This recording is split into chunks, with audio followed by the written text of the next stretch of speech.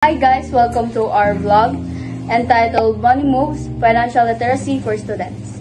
Ngayong araw, pag-uusapan natin kung paano maging smart sa pera.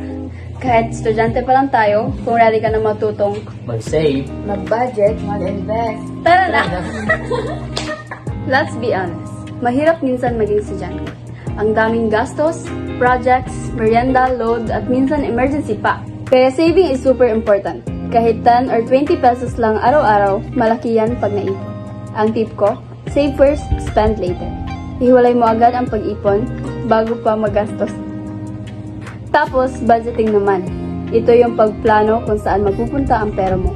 Kapag marunong ka mag-budget, hindi ka na nauubusan agad ng allowance sa kalagitnaan ng linggo. At syempre, investing. Hindi lang ito para sa mayayaman. Pwede rin tayo. Pwede mag-invest sa skills mo, sa small business, or kahit sa pag-aaral ng financial literacy. Kasi once you learn how to grow your money, that's real power. Ngayon naman, pag-uusapan natin kung paano ginagamit ang mga businesses ang mga kinikita nila. Kapag kumikita ang isang business, hindi lahat ginagastos agad. Ina-allocate nila sa tatlong bagay. Una, dividends.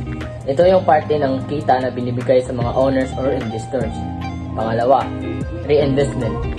Ginagamit ulit para mapalago ang business like buying better equipment or opening new branches. Pangatlo, savings. Para may pundo kapag may emergencies or gusto ng bagong project. Parang tayo rin, di ba? Pag nakakuha natin yung allowance, dapat hati-hatiin natin. For savings, for daily needs, and for future goals.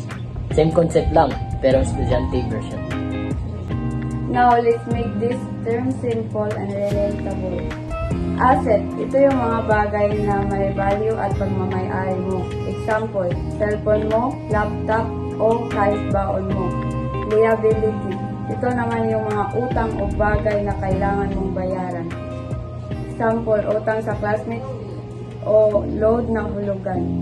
Equity, ito yung natitira kapag binawas mo yung mga utang mo sa mga asset mo.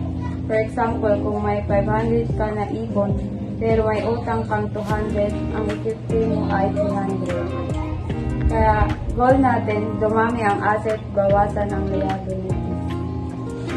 So ayun na nga guys, challenge ko sa inyo, start small but start now. Mag-ipon kahit kaunti. Ilista ang mga gastos mo. Matutong mag-budget at mag-invest. At syempre, share mo rin to sa mga friends mo. Kasi ang financial literacy hindi lang tungkol sa pera. Ito ay tungkol sa discipline, responsibility at pag-ready sa future mo.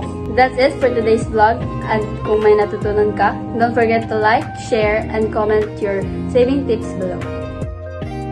This is DJ Matugas. This is Eliza May Alilin. This is Placidia Saligomba. This is Ayana Management. Reminding you to be smart, Be wise, and make your own money move.